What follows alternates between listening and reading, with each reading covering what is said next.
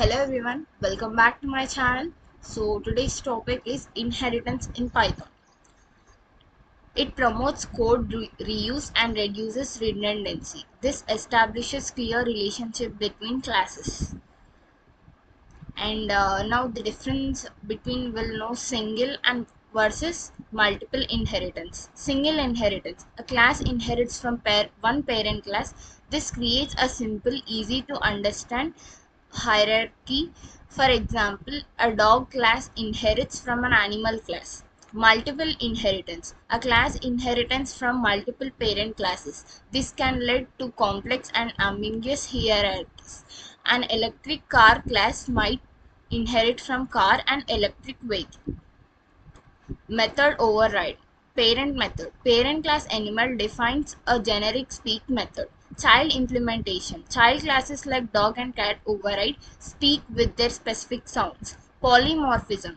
This enables child classes to be treated as parent types. Different objects respond uniquely to the same method call.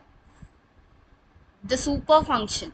Call parent methods. Used to call methods from the direct parent class. Extend functionality. Allows child classes to extend, not replace, parent class logic.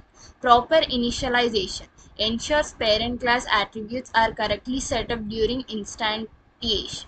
Example, super underscore init method constructor and calls the parent constructor in a dog class.